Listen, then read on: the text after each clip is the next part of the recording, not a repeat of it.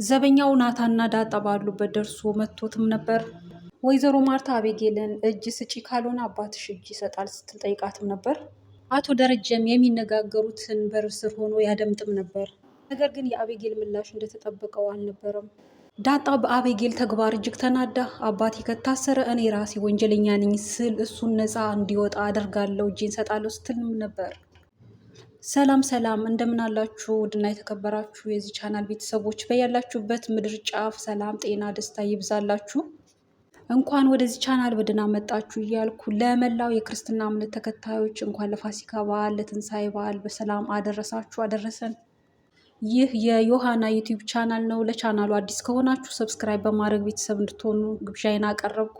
ቪዲዮንም ላይክ በማድረግ ሼር በማድረግ እንድታበረታቱን ስል በትህትና ጠየቁ።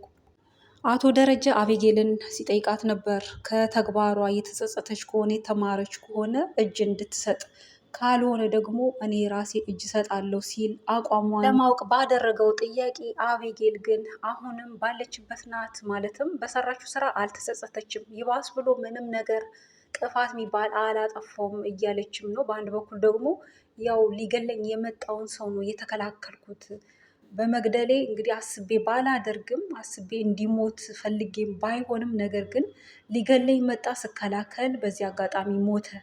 ስለሆነም እጄን አልሰጥም። ይልቁንም የምትወዱኝ ከሆነ ወላጆቼ ከሆናችሁ የጽዋ ከኔ ይለፍ እያለች ነው። ቃዳችሁ ከሆነ እንደው ከሀገር ብወጣም እያለች ነው ደጋግማ። እነሱ ግን በጭራሽ አይሆንም እያሏት ነው። አቶ ደረጀ በተለይ የህግ ተማሪ እንደመሆንሽ እውነተኛ ነኝ፣ ሀቀኛ ነኝ፣ እውነትን እውነት ነው የምለው እንደምትዩ እዚህ ጋም እውነት ውሸት ሊሆን አይችልም፣ ሊደበቅም አይችልም። ስለዚህ እጅሽን ስጪ እያለ ነው። ካልሆነ እኔ እጄን እሰጣለሁ እያላትም ነበር።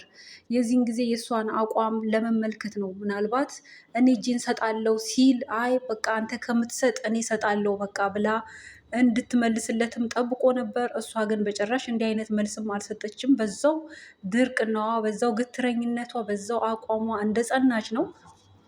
የአባት አንጀት እንግዲህ አልቆርጥ ብሎት ባለቤቱንም ወይዘሮ ማርቲን ሂጂና እስቲ ጠይቂያት እኔ በር ስር ሆኜ አደምጣለሁኝ የምትለውን ነገር ለአንዴና ለመጨረሻ እንስማ አባትሽ እጅ ሰጥቷል በይ ብሎ ሲላት እንድትል ሲልካት ነበር። ወይዘሮ ማርታም እሺ ካልክ እንደው ተስፋ አልቆርጥ ብለህ ነው እንጂ አቤጌል ጋር የተለየ ምላሽ አትጠብቅ፣ በጭራሽ እንደዛ አታደርግም፣ እንደው ካልከኝ እሺ ብላ ሄዳም በውጪ በር ላይ ጠርታት ስታናግራት ነበር።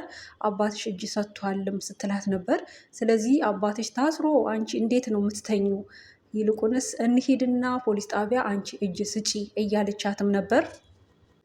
አቤጌል ግን አባቷ የእውነት እጅ እየሰጠ መስሏት በመስጠቱ ተናዳለች። ምክንያቱም በቃ እውነት ሊወጣ ነው በቃ አለቀልኝ በሚል እንጂ ወይኔ አባቴ ብላ ለአባቷ በማሰብ ወይ በመጸጸት እንዴት በእኔ ጥፋት እሱ እጅ ሊሰጥ ይችላል፣ እሱ መታሰር የለበትም የሚለውን አይነት ምላሽ አይደለም ስትሰጥ የነበረው።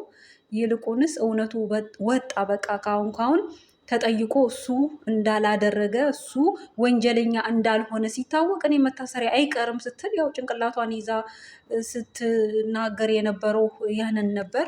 አቶ ደረጀም ከውስጥ ሆኖ እያደመጠ እጅግ በመገረም በመደንገጥም አይነት ነበር። እናም እናቷም ጭምር።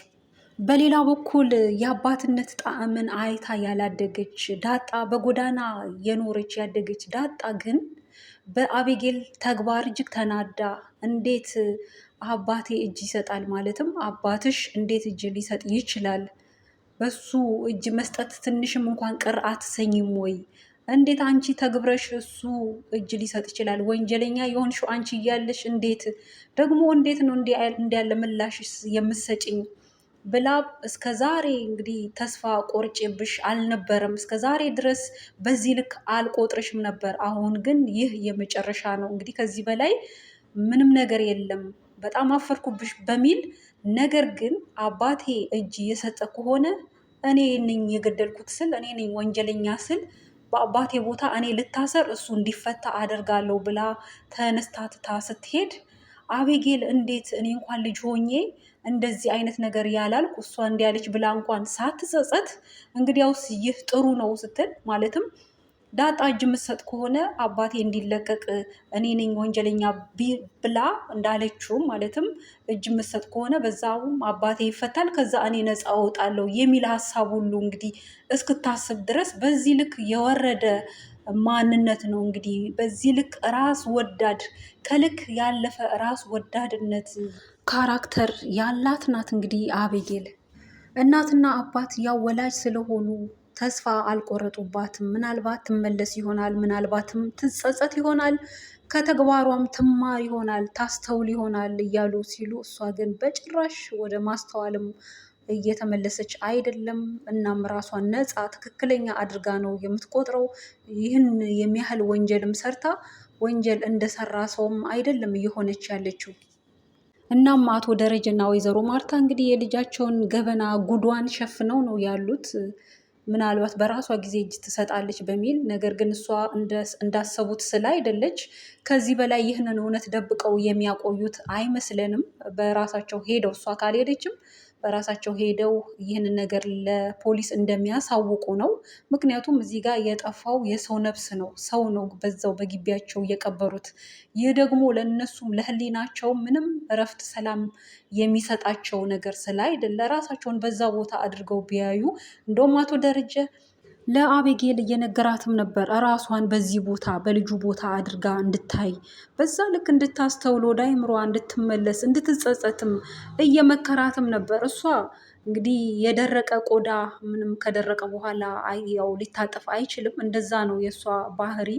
እንግዲህ ከልጅነት ጀምሮ ተኮትኩታ ተመክራ ያደገች ናት። ለስሙ ግን እንደ አስተዳደጓ አይደለችም። በጣም ግትረኝነት፣ በጣም እልኸኝነት፣ በጣም የቅናት ባህሪ ያለባት እንዲሁም ደግሞ ራስ ወዳድነት፣ ከልክ ያለፈ ራስ ወዳድነት።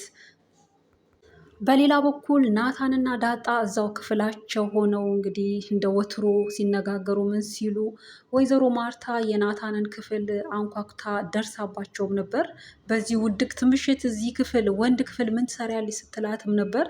እናም እኔ ድሮም ጠርጥር ያለው ደረጃ አልሰማ ብሎኝ ነው እንጂ እኔ ድሮም አውቅ ያለው ጠርጥር ያለውም እያለች ነው። ያው እዚህ ጋር እንግዲህ የምንመለከተው የምንረዳው ወይዘሮ ማርታ የዳጣንና የናታን ግንኙነት ትክክል እንደሆነ አረጋግጣለች። ከዚህም ቀደምም ያው እያየች ነው። አሁን ደግሞ በዚህ ምሽት እንግዲህ ሴት ልጅ ወንድ ክፍል ምንም ልሰራ አትችልም። ነገር ግን እነሱ በመዋሸት የተለያየ ሰበብ አስባብ ደርድረው እንዲህ እያደረግን ነው፣ እንደዚህ የተመካከር ነው ምናምን ብለው ሊያሳምኗት ቢፈልጉም በጭራሽ ማታምነው ጉዳይ ነው። ምክንያቱም በምሽት አብረው እዚህ ክፍል ምን ይሰራሉ የሚል ያ ሳያንስ እንግዲህ በዛው በግቢ ውስጥ ሆነው በዛው ምሽት ቁጭ ብለው ሁለቱም ጥሩ ጊዜ እያሳለፉ እየተሳሳሙ በስተመጨረሻም ዘበኛው ደርሶ ለይቶ እንግዲህ እነሱ እንደሆኑ አውቋቸዋል። ነገር ግን በዚህ ሰዓት በዚህ ውድቅት ምሽት ምን ይሰራሉ ሲል አልሞ